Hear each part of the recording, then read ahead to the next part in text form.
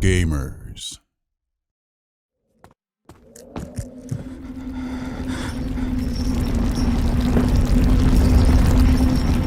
As of the early 2010s, first-person survival horror games were a rarity, a space most notably occupied by the likes of indie hit Amnesia: The Dark Descent. AAA games in the genre, the Resident Evils, Silent Hills, and Dead Spaces of the world, had yet to move beyond the tried-and-true third-person perspective. Change peaked over the horizon by the middle of the decade, though, with another indie success, Outlast, and Hideo Kojima's PT demo laying the foundation for a new wave of survival horror. Little did anyone know, an Alien project based on Ridley Scott's 1979 classic would also move the needle. The ambitions powering Creative Assembly's vision for Alien Isolation were grounded by far more than a shift in perspective. In using the original film as a stepping stone, Isolation tread ground that no other alien-based video game had dared traverse. Previous interactive adventures through the sci-fi universe placed special emphasis on the action-oriented qualities of James Cameron's 1986 sequel. Such titles supplied players with advanced firearms and assigned the arduous task of killing Xenomorphs. Alien Isolation did neither. Creative Assembly instead encouraged players to avoid the creature, hide from and fear it, even distract it when necessary.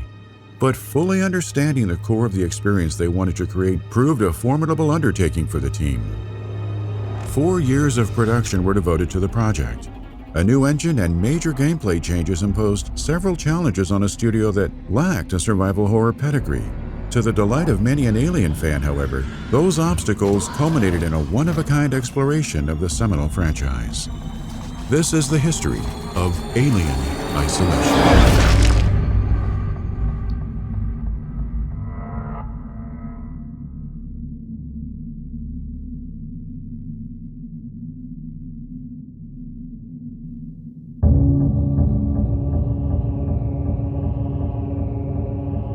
Aware that parent company Sega had acquired the Alien license, Creative Assembly's creative director, Alistair Hope, drafted a 5-page vision document for an Alien game following the 2008 release of Viking: Battle for Asgard. Hope's pitch outlined plans for a survival horror title, yet Sega, with at least 2 Alien projects already in production, rejected the idea. Chief Studio Officer Tim Heaton told NoClip the publisher tried nudging the team towards a 2010 Winter Olympics game, another license Sega previously obtained. But in his refusal to abandon the concept, Hope assembled a small crew to craft a mood demo, which they built over the course of a few weeks in April 2009. Designed in the Battle for Asgard engine, Creative Assembly's non-interactive pitch video followed a first-person perspective moving through labs and tight corridors. The appearance of facehuggers heightened the chilling atmosphere, whose intensity swelled in the final moments as a Xenomorph surprisingly descended from a hatch. Sega executives expressed instant enthusiasm about the prospects. Reportedly, the same held true for Alien IP owner 20th Century Fox. Thus, before long, the group known for the Total War strategy series received the green light to build what some would later consider a companion piece to Ridley Scott's iconic space epic.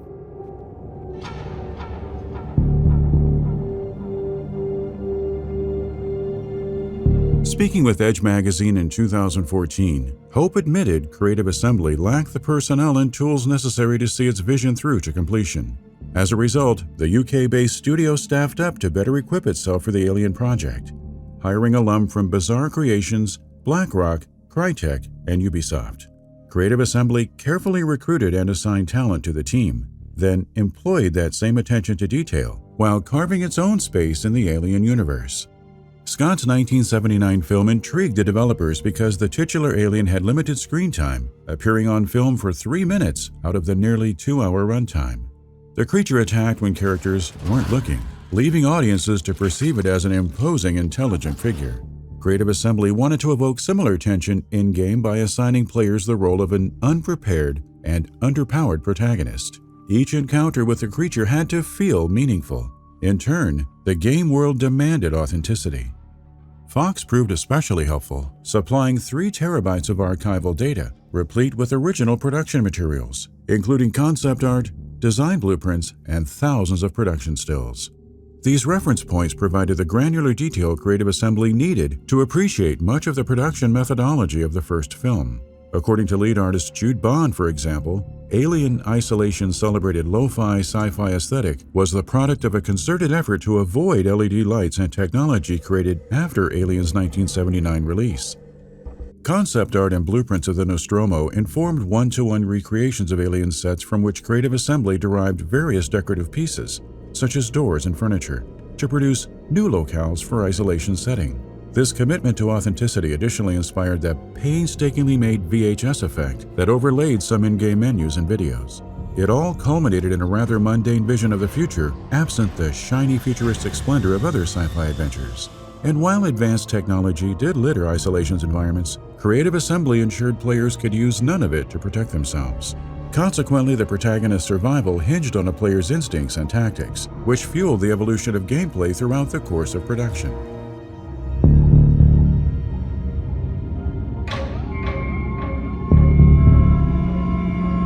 Though Creative Assembly pitched Sega with a first-person demo, since constructing a character model would have required too much work, the actual game needed a third-person camera to secure the publisher's seal of approval. At the time, survival horror still predominantly centered on third-person action. Thus, the genre's viability in another perspective hadn't been tested. The Alien title played well in third-person by all accounts, yet some staff members were convinced first-person gameplay would feel far superior.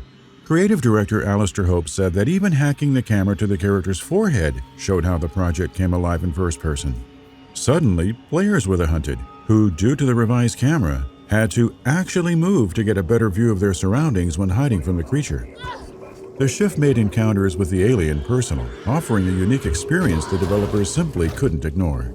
Unsurprisingly, such a drastic modification partway through development introduced numerous challenges, chief among them being technical. At the start of production, the crew built Cathode, a proprietary game engine specifically designed to take advantage of complex enemy AI and lighting systems. Cathode had naturally been engineered to accommodate third-person gameplay, a choice that later complicated the switch to first-person. The company and its novel technology ultimately acclimated to the perspective change, yet this didn't count as the production's only game-altering adjustment. For example, weapons initially constituted a much more integral part of gameplay. However, early tests involving external developers yielded interesting results, wherein players given a demo build of a Xenomorph encounter all refused to fire their weapon at the creature. Lead designer Clive Lindop told Gamefront that testers felt inclined to hold their fire, fearing gun blast would only upset the alien. While data garnered from testing reassured the studio its survival horror plans had merit, implementing said plans necessitated the development of various intricately designed systems. Most notably, the decision to reduce the significance of weapon-based gameplay required players to persevere against the enemy with stealth. For these features to function as intended then, the creature's AI couldn't be anything less than stellar.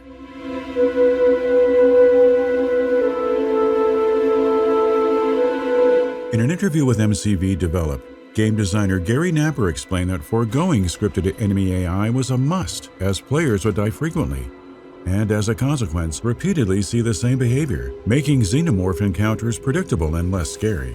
Creative Assembly opted to develop an elaborate behavior system, whereby combat segments ended in one of two ways. Either the player died, or the creature retreated. If the latter scenario occurred, the alien would learn from the situation. Napper noted it didn't technically garner new knowledge, though. Rather, the AI was sophisticated enough to cycle through a set of behavioral designs that unlocked after new confrontations, a method that discouraged players from employing the same tactics more than once. To avoid putting users at a complete disadvantage, the studio engineered sound cues on certain aspects of the alien's actions to benefit players. Specific audio cues, like a hysterical scream, denoted the creature's intentions. Meanwhile, enemy movements were comprised of approximately 80 animations dedicated to attacking, running, searching, and sneaking. Its head boasted a separate batch of animations, which played a crucial role in how Creative Assembly communicated the creature's behavior. Developers later revealed this facet of the experience took a long time to fully integrate. For a while, enemy AI either seemed broken or deeply flawed. Not until the team built a new demo complete with audio, lighting, and the alien all working in tandem did Isolation finally feel as if it was on the right track. But, of course, the studio's ambitions didn't begin and end with compelling gameplay and innovative technology. Investing in a tale worthy of complementing the Alien franchise's 1979 classic proved just as important.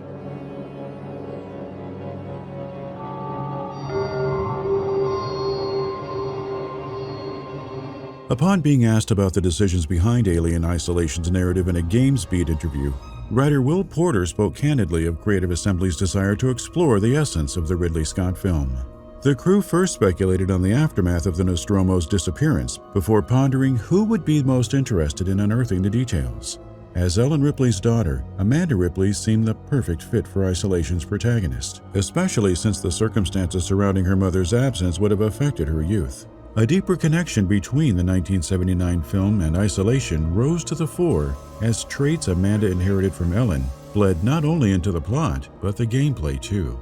For instance, the younger Ripley's determination and resourcefulness were reflected in crafting mechanics as well as the player's ability to manipulate AI systems and adapt to various scenarios. The narrative itself further bridged the gap, taking place aboard Sevastopol Station 15 years after the events of Alien. Creative Assembly's tale gave Amanda the opportunity to investigate what became of the Nostromo and its crew following the discovery of the ship's flight recorder. Speaking with Gamefront, lead writer Dion Lay said the studio devised the concept, then recruited comic book writer Dan Abnett to aid in expanding upon the finer details. Interestingly, unused data suggests Isolation once had a broader story. Online portfolios belonging to early contributors on the project, in addition to embedded files and information buried within Steam database, all indicate Alien Year Zero counted as the game's internal title. Such revelations inspired unsubstantiated theories that posit Year Zero may have been the name ahead of a rumored script rewrite. While no one from Creative Assembly ever corroborated these claims, a modder in 2016 did stumble upon a directory of unused text files for subtitles that revealed extraneous details about Amanda, Sevastopol, and secondary characters. But the most remarkable discovery concerned an excised introductory sequence set before Amanda's arrival aboard the Sevastopol. The presumably playable section revolved around the Xenomorphs' first appearance on the ship and the ensuing chaos and evacuation attempt. From the public's perspective, though, the cut content was of little to no consequence.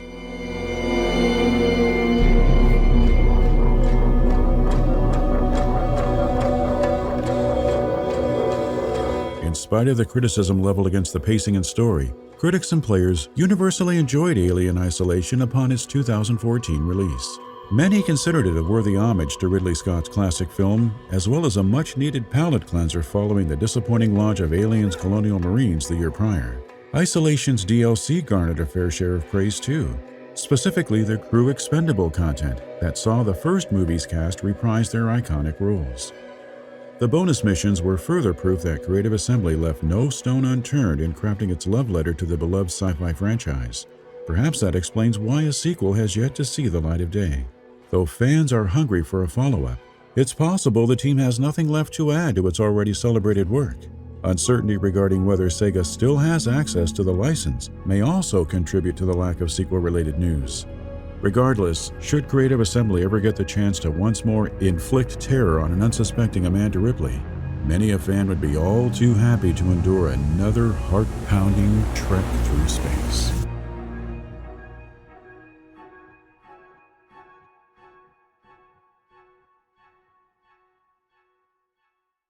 Thank you for watching. We'd like to take this time to thank, by name, the generous patrons who have pledged to our Hall of Fame reward tier. Caleb Shishkevich, Fernando Lopez Ojeda, Maktoum Saeed Al Maktoum, and those currently subscribed to our producer reward tier. Darirab Sigurdsson, EmuMovies.com, Lame Game Man, Schizo Lingvo.